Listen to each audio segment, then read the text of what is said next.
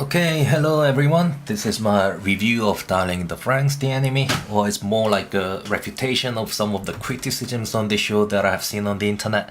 Okay, before we start, you may be thinking, why the fuck is there an Overwatch gameplay video running on the background while this guy is talking about anime?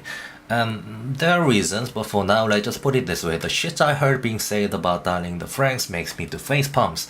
So I'm giving you about 20-minute footage of face palm inducing gameplay of me on Lucio in Overwatch, playing bronze level competitive matches. And see, I play pretty shit here as you will see, and I know it when I do, and I'm old enough to admit it. So I hope some of those people who talk nonsense about Darling the Franxx can realize how clueless they are and grow some balls to admit it like I do here. Anyways, I decided to do this because I think a lot of people shit on Darling the Franxx for non-issues over irrelevant stuff. This is my general response to the most common criticisms on Darling the Franxx that I have come across on the internet. This video will have no spoiler on the plot, at least nothing beyond episode 2 or 3. There is also a lot I can say about the endings and how the final third of the story unfolded, which many people have also criticized, but I will deal with that in some other video maybe, because that requires talking about plot developments and the final episodes, which can be spoilers for those who have not yet seen the show, and they are not really needed to discuss the points I'm going to make on this particular video. So anyways, I'm late to the party. Darling the Franxx finished like half a year ago, but I didn't get around to watch it all until recently, but when I did, I thoroughly enjoyed it. I went on the binge watching it from episode 1 to episode 24 in one sitting. So that was quite a marathon session. But it was good, and as you can tell, let me just outright say that I love this anime. And I don't normally care what other viewers or critics say about something I watched and enjoyed myself, but as I was watching it, I already kinda knew this anime would draw quite mixed opinions and reviews.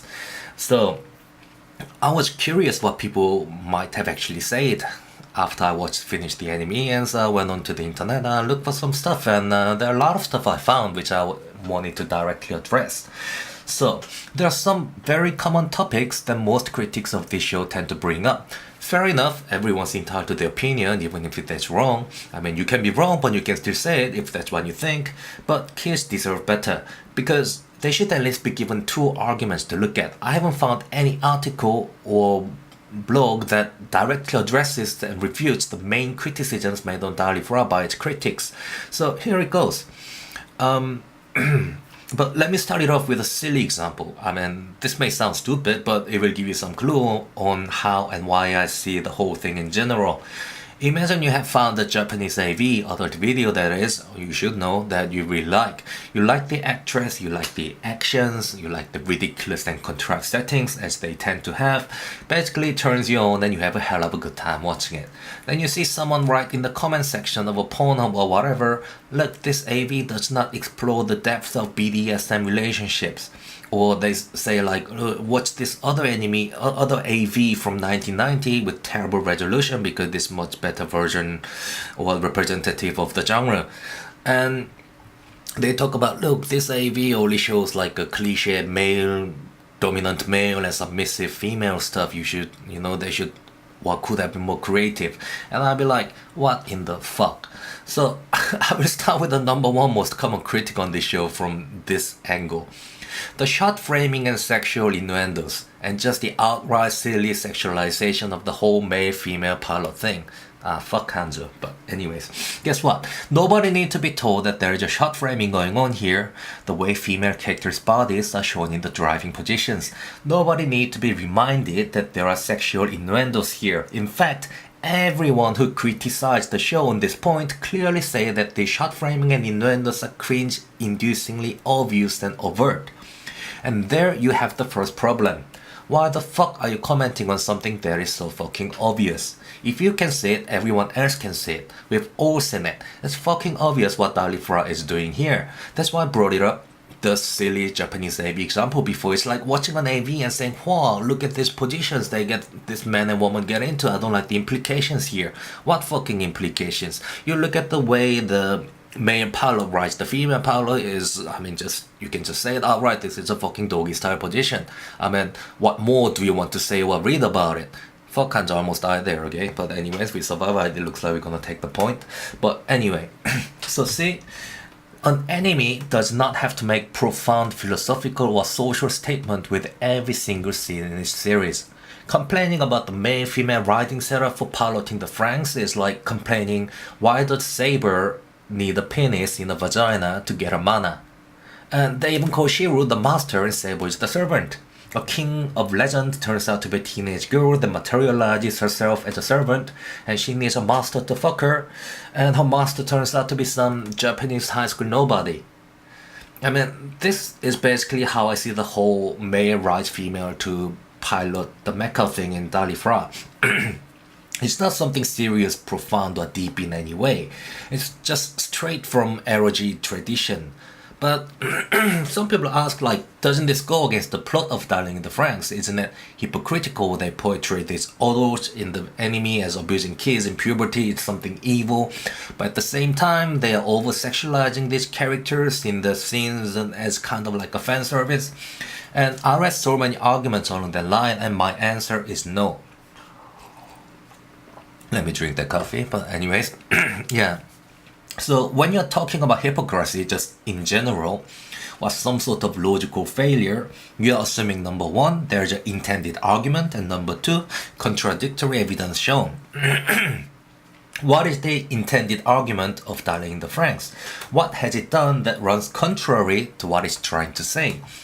And this leads to my next point. It's completely silly to compare Darling in the Franxx to Evangelion, because that would be like comparing Die Hard to Godfather, because both movies have guns in it. I wouldn't put Evangelion near Godfather, but more on that later. The point I'm trying to make is that if you watch Darling in the Franxx by first few episodes, or even earlier just from the first few scenes, you should know what this anime is and what is not. I can give you examples from the first episodes that already show this. I don't even need to mention later ones as possible spoilers. When Hiro meets 02 for the first time, he sees a naked girl swimming, he sees the clothes left on the rocks, he's grabbing the panty. There you go. Even before they had their first eye contact in the whole story, you see where this is going to go, the classic, oh, I'm holding your panty in my hand, but this is not what it looks like scene. And then there's the first mecha scene where Streligia transformed from its beast form to woman form after Hiro joins in the cockpit. And no, you don't have to point out that there's a part in the transformation sequence that shows robotic boobs popping out, because everyone can fucking see it. And you don't need to explain to the internet kids what this implies, because who is that dumb to need explanations for that? It's fucking female robotic boobs popping out, and that's all there is to it.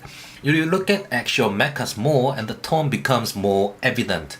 These robots have expressions, they smile, they wink, they make funny manga faces, they go through tacky transformation sequences. Look, Darling in the Franxx is not an anime that pretends to take itself serious, or at least not in the all aspects of the show, in its own settings and plots.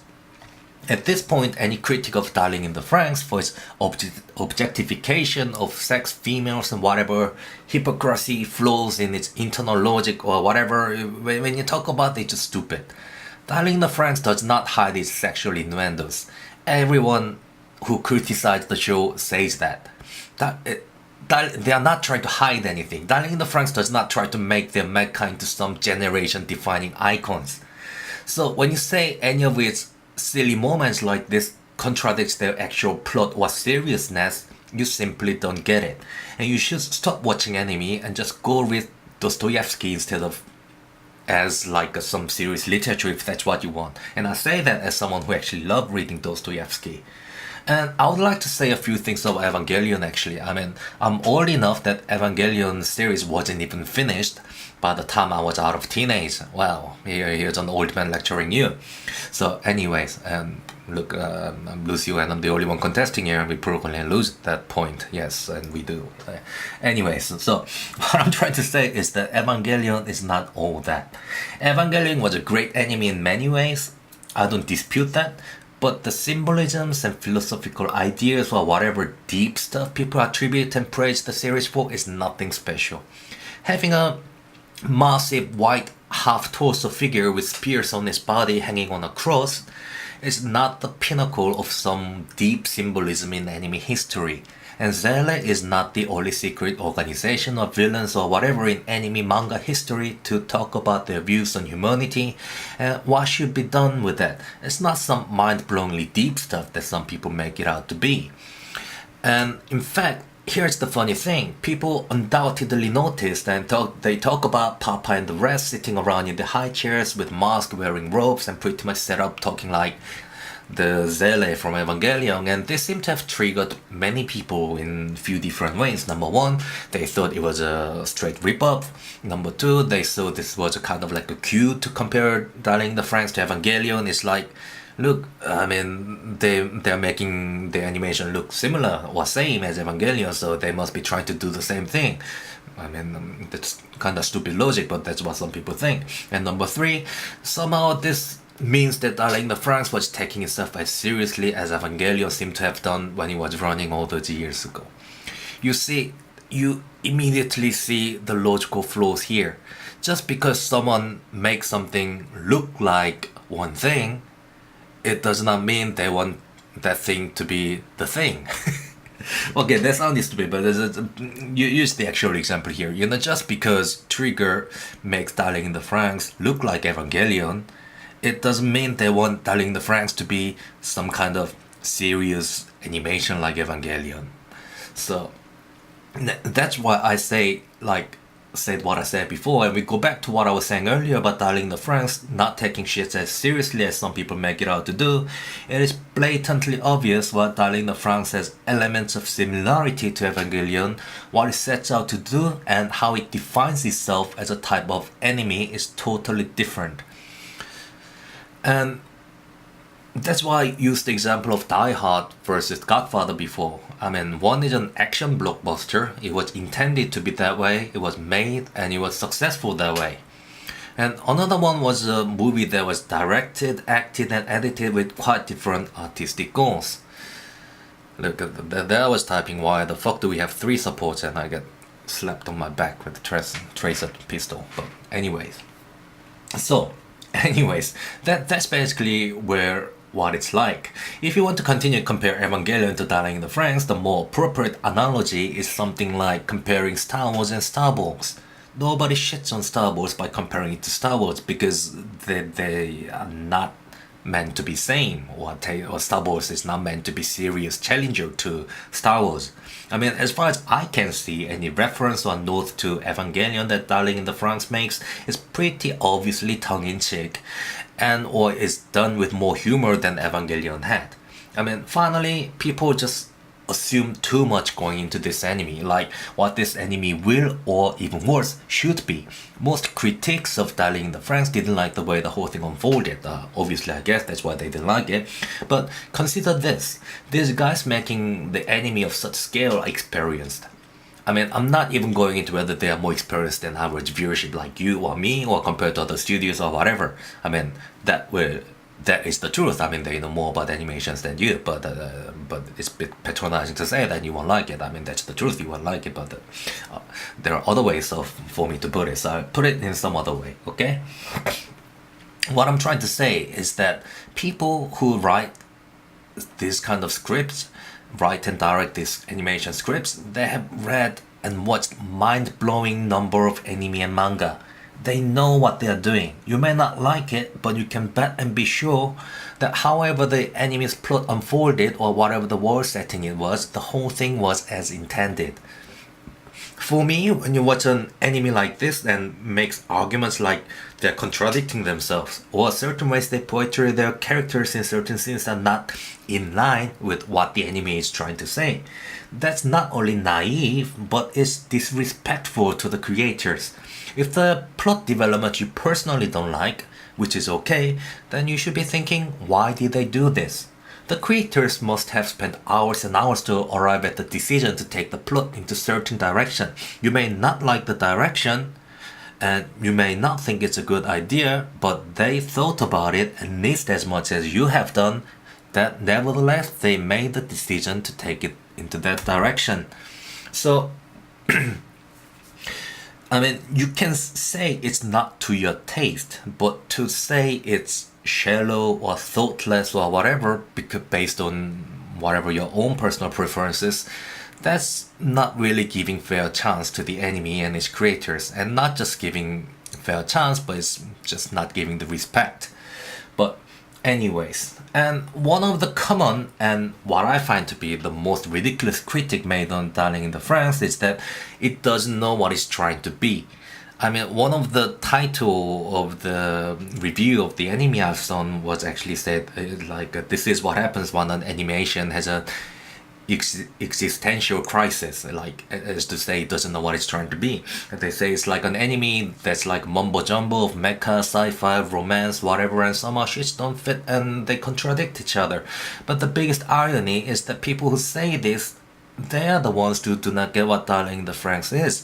Let's look at the name, look at the fucking title.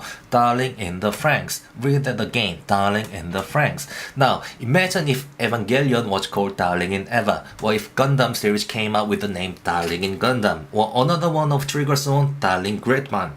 If Evangelion, Gundam, Gridman had such titles, what you expect the anime to be from the first place will and should be different from what you know them as now. Franxx is the main mecha that features in the anime as we know, and Darling is of course is Darling. That's why I mean Darling in the Franxx does not pretend to be what it is not. It knows exactly what it is about and it focuses on that. There is much focus on the romance between all the parasites, probably more focus on that than on the actual mechas or the world settings or lores or whatever. Everything is auxiliary to the story of Darling. The official Darling here is of course Hero and the counterpart is 02, but every single parasite from the start is paired with a partner. Almost all of them have some form of romantic arc going on, and DarliFra does excellent job in this, that they give attention to every single character, at least in this respect, and that is what this anime intends to do, and it does so as proclaimed in the title. So when I go back to my analogy about Darling in the Franxx being like some kind of ROG tradition, basically that's what it is. I mean, there is a world where there is a backdrop, low characters, and many possible story arcs that could have taken with these 5 pairs of boys and girls. What the anime explores is the love scenarios and relationships that could take place in such a special and contrived world. You have ROG type settings. Some ROGs are like, you have the main protagonist who is like in the final year of high school and like has to find his love before graduating. I mean, we've all seen that there are thousands of animes among us like this. And you have some other variations in million other ways, like in isekai settings, in old historical settings, in sci-fi settings, and that's pretty much what Darling in the Franxx is. What it has done is to build a world where they can show 5 pairs of boys and girls getting it on and off, and this world is interesting and different enough from school romance settings that it's worth watching. And I'm not saying it's better because it's sci-fi instead of school romance, but when you take Darling in the Franxx as it is, as I explained, then you see why some criticisms make sense, while some criticisms do not. It's like when you are like watching a school romance genre or like playing an erotic game, like as I have described earlier, and if you're complaining that this anime doesn't deal with some dark side of school life like bullying, or if you criticize a school romance anime, there's an upskirt scene, or they have a scene where a boy collides with a girl in the hallway, they tumble into each other and they end up in fucking missionary positions, then just so stupid. That's just what happens in the genre and it's not something to be criticized for.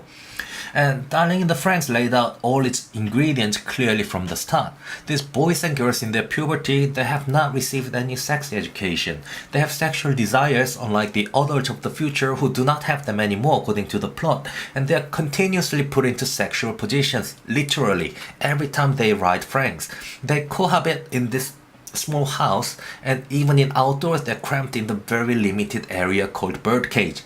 And some criticize the disturbing scene of Hero and Ichigo when Ichigo wants him to ride her, initiates to kiss him but doesn't work out and she's humiliated, etc.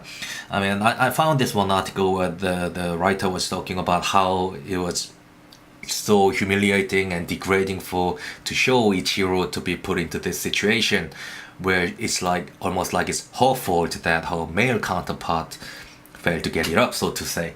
But, you know, like, if hero could get it up and put it in and write everything and everyone, it'd just be like a fucking harem story, isn't it? And if you don't like seeing Ichigo get humiliated because she couldn't get hero up, then what else did you want to expect? Did you want like an orgy where everyone connects with everyone else successfully and fly around in ecstasy, swapping partners every fight? I mean, that's just stupid, and not to mention that humiliation itself is actually a common and staple theme in this kind of genre. So there you go. I don't want to give examples from later episodes in fear of spoiling it for anyone who has not seen it yet, but within the framework I have explained above before, there's a lot happening in this anime to keep this going as far as this theme is concerned. And Darling the Franxx openly ties the physical sex, contact, kinship, fondling, whatever with romantic relationships. It's not all about butterflies in the stomach and tsundere girls having blushing moments and shy confessions and whatnot. I'm not saying those things are bad or irrelevant. I actually like these things in the anime that handle these things. And that's why I'm just saying Darling in the Franxx deserves recognition for what it does openly rather than criticize for what people assume or expect it should do but doesn't. Finally, to cap off my long rant, here is a fact which you probably will not like. Japan is a country that made possession of child pornography illegal in 2014. Get that. That happened in June 2014, so as time of this video, which is January 2019, it has not even been 5 years ago where like possessing child porn has become illegal in Japan. And as we know, child porn in manga or animation is not even illegal in any way. Japan produced some of the craziest and according to some the best variety of other videos in the world. They have manga that range from what the fuck to oh my god what the fuck. I mean, they, at least in anime and manga, are not ashamed of sexualizing, idolizing, fantasizing schoolgirls. There's a whole subculture around it. I'm not saying this is right or wrong, but what I wanted people to think about is that one of the reasons why Japanese has been pumping out some of the most creative, innovative, edgy manga and animes for decades have been this kind of anything goes mentality. If Japanese manga and anime producers somehow all started to go for decency and equal treatment of male-female characters or stop sexualization of its characters or stop being too violent or whatever, then that would be a very fucking sad day. I mean, I for one fucking appreciate what they can get away with. I mean, can you imagine the outrage if US or European countries pump out some kind of lolly hentai or some kind of like Darling in the Franxx like settings where teenage male has to ride a female pilot to operate the robot? I mean, I do not believe any amount of English bloggers or media commentating will have impact on what Japanese industry finds releasable or not. So I mean, I don't worry that this whining will have any impact on the genre and anime I like. But the reason why I pick on this point is I think those people who make a issue and out of this so-called sexualization or short framing or degrading of female characters or whatever in anime like Darling the Franxx, I think they are kind of not getting the point or distorting the value of animation. Because outside of Japan, anime and manga have been very unique subculture where you could get things you simply won't see in your own country's media. From my point of view, one of the reasons why the manga and anime have become so popular in past decades, even outside of Asia, in completely different historical and cultural context, is because they cover so many themes and you can always find something that rings bell, no matter how weird or stupid or fucked up or different you are.